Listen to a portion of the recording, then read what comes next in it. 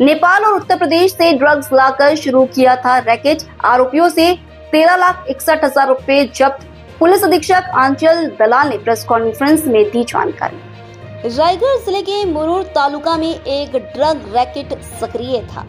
Raigarh police ने इस racket का भांडाफोड़ कर आरोपियों को गिरफ्तार कर लिया है। रायगढ़ के पुलिस अधीक्षक आंचल दलाल ने बताया कि ड्रग्स जब्त कर रैकेट का भांडाफोड़ कर दिया गया है।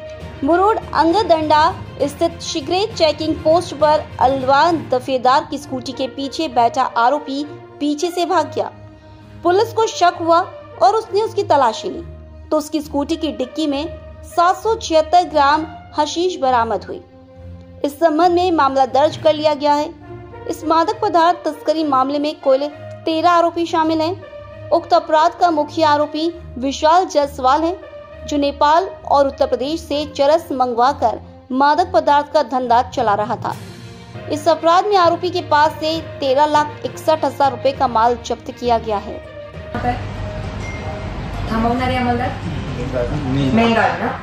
पोलीस हवालदार मेंगार, पोलीस नायक किशोर वाटरे आणि सोबतच आमची एलसीबीची टीमने याच्यात खूप कौशल्यपणे तपास केली आणि याचा आपल्याला शोध असा लागलेला आहे की एक विशाल जायसवाल म्हणून व्यक्ती आहे, महाराजगंजचा राहणारा।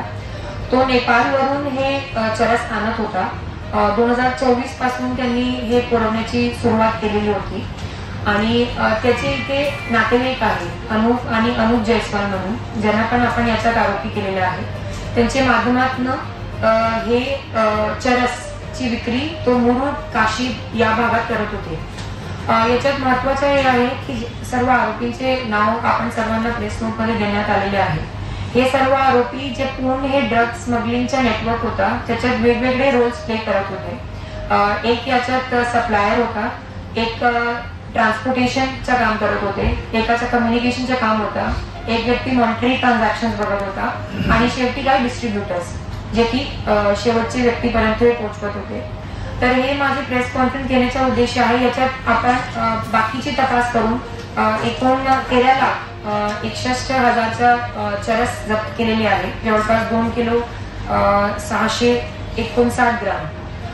तर याच्यात आम्ही ह्या कारवाई करणं हे सांगू इच्छितो की ड्रग्स बद्दल एकदम झिरो टॉलरन्स राहणार आहे।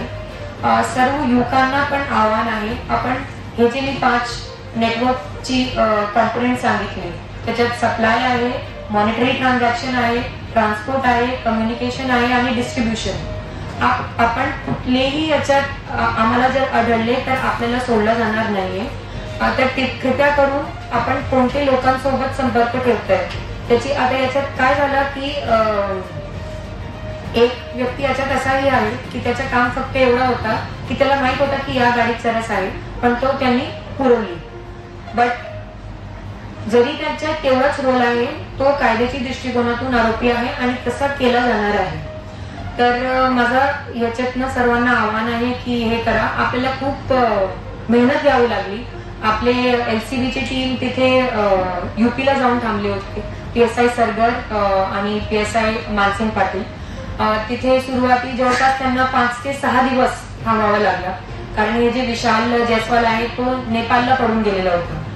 तर सुरुवाती त्यांनी तिकडची लोकल पोलीसची मदत घेतली तर काही आपल्याला यश प्राप्त झालं नाही। शेवटी माझे बॅचमेट तिकडचे SP निघाले, त्यांच्याशी संपर्क करून त्यांची जी स्पेशल ऑपरेशन ग्रुपची टीम आहे त्यांनी नेपाळ पोलीसशी कोऑर्डिनेट करून तो आरोपी तिथून आणलेला आहे। तर हे माझी याबद्दल सूचना आहे। याच्यात मुरुड पोलीस स्टेशनने खूप चांगलं काम केलेलं आहे। म्हणजे हे एकदम अशी गोष्ट होती की जे सतर्क पोलिसिंगने आपल्याला काय भेटू शकतं, त्यांना काही इनपुट नव्हता की या गाडीत काय आहे, फक्त अलर्टपणे त्यांनी नाकाबंदीमध्ये कामगिरी केली आणि त्यावेळी त्यांना आढळून आलं की याच्यात तसं आहे। पुढची तपास मुरुड पोलीस स्टेशन आणि LCBने संयुक्तपणे चांगली रीती केलेली आहे।